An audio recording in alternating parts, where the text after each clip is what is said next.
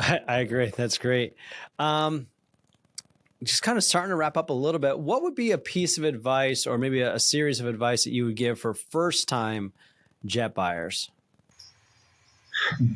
Do the due diligence, and you know this as well as I do. The last 2 years have been frenzied, and we had a lot of first-time aircraft buyers kind of get forced, and I'll even be using the term bullied, into purchasing aircraft without doing any due diligence of a pre-buy inspection. And again, we use the term deep dive, right? If you can't get into an MRO service center, have a trained professional, crew chiefs, not crew chiefs, regardless, have a trained professional go and objectively assess the aircraft. That's one thing that crew chief does offer too, and I'm getting a shameless pitch there, but it's the objective, right? We want to facilitate transactions, right? We want everyone to be happy when we leave. But to be honest, and this sounds a little harsh, we don't care about that as much as we care about a true objective. We're not getting paid by either side of commission. We're not going to use the aircraft afterwards. We just are telling you, as of today, on June 7th,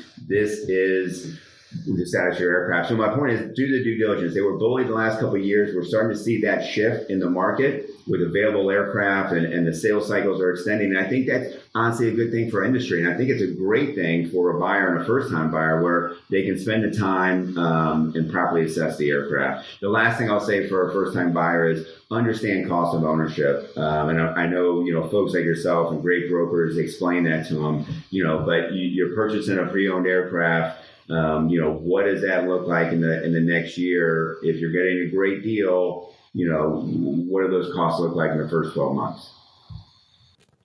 Let me ask you this. How does a thorough pre-buy save you money as opposed to just going out, taking a look at it, and maybe trusting somebody? Yeah, but well, the first thing is, as you know, typical pre-buys, right, and the standard, and every contract a little different, airworthiness concerns addressed by the seller as far as the expenses. The buyer is going to address and pay for non-airworthy concerns. Right off the bat, if you're a first-time buyer and you go into a pre-buy and you haven't purchased the aircraft yet, anything that is airworthy, you are that's on the cost of the seller. So you're already saving money immediately up front.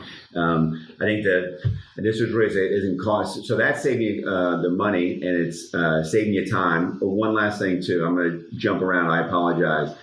The other way of saving money and time is to have someone like crew chiefs, a technical representative, maybe take a look at the aircraft even before the APA is signed. And we get a lot of this.